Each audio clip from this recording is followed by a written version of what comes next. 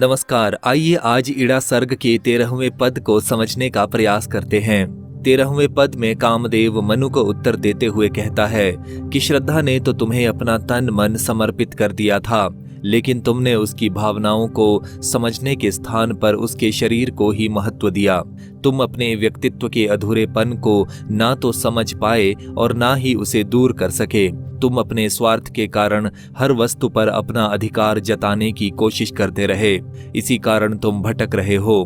प्रसाद जी लिखते हैं, मनु उसने तो कर दिया दान, वह हृदय प्रणय से पूर्ण सरल, जिसमें जीवन का भरा मान। यहाँ प्रणय का अर्थ है प्रेम, मान का अर्थ है गर्व या सम्मान।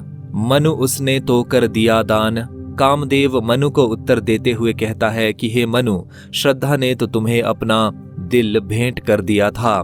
वह हृदय प्रणय से पूर्ण सरल, श्रद्धा का हृदय प्रेम से भरा हुआ था और उसमें सरलता या सादगी भी थी, जिसमें जीवन का भरा मान। श्रद्धा के हृदय में जिंदगी के प्रति गर्व या सम्मान की भावना भरी हुई थी, यानी श्रद्धा के मन में वो उत्साह, वो स्वाभिमान भरा हुआ था जो सकारात्मक जीवन जीने वाले व्यक्ति में स्वाभाविक रूप से भरा होता है।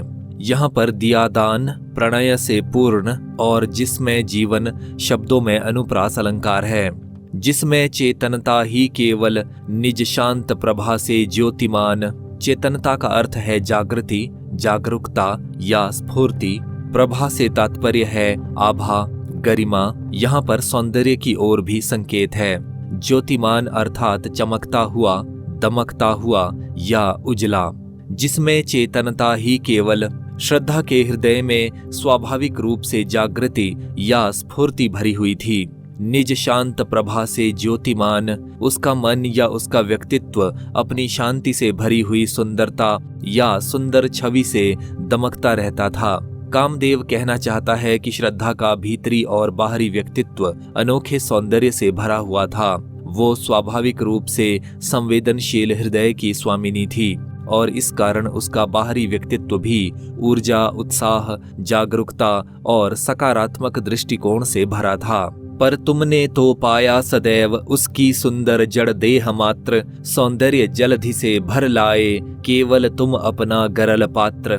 जड़ देह से तात्पर्य है शारीरिक ढांचा या मांसल शरीर।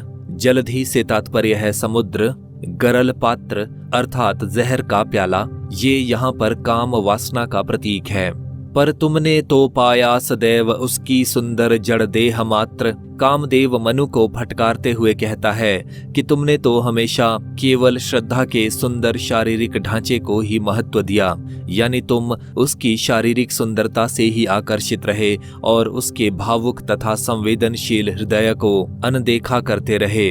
सौंदर्य जलधि से भर लाए, केवल तुम अपना गरल पात्र। हे मनु, सुंदरता के समुद्र से तुम अपने लिए केवल जहर का प्याला ही भर लाए हो, यानी श्रद्धा का व्यक्तित्व जो मधुर भावनाओं और सुंदर विचारों का एक भंडार है, उससे तुमने केवल काम वासना रूपी जहर ही प्राप्त किया। यानी इतनी सारी सकारात्मक और अलौकिक भावनाओं में से तुमने केवल नकारात्मक तथा हीन भावनाओं को ही चुना और जीवन को दिशाहीन बना दिया।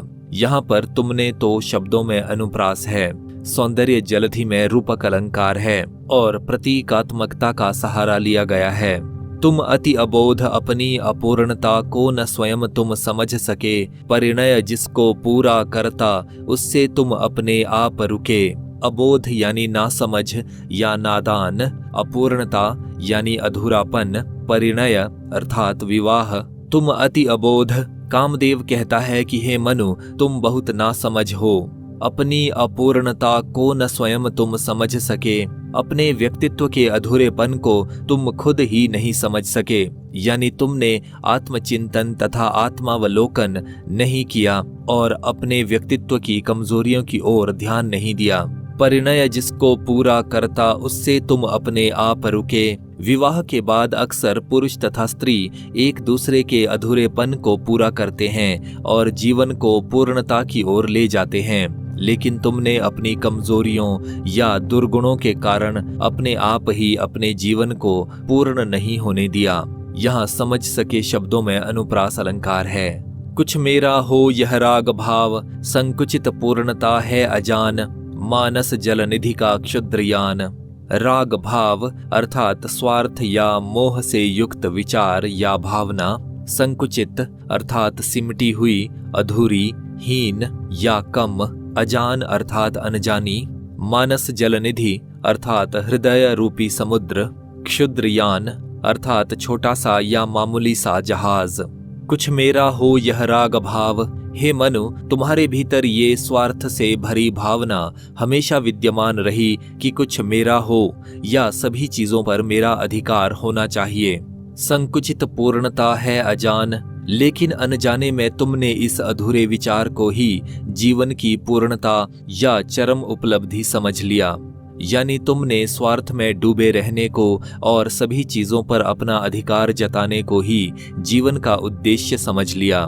मानस जलनिधि का क्षुद्रयान, हृदय रूपी समुद्र में तुमने स्वार्थपरता रूपी मामूली से जहाज को ही चलने दिया है। यानी हमारा हृदय अनेक महान भावों जैसे दया, करुणा, प्रेम, संतोष, अहिंसा आदि का भंडार है और तुमने उसमें केवल स्वार्थीपन को ही स्थान दिया। ये तो ऐसा ही है जैसे विशाल समुद्र में केवल एक छोटा सा या साधारण सा जहाज ही चल रहा हो। यहाँ पर मानस जलनिधि में रूपक अलंकार है और जलनिधि तथा क्षुद्रयान को प्रतीकात्मक रूप में प्रयोग में लाया गया है।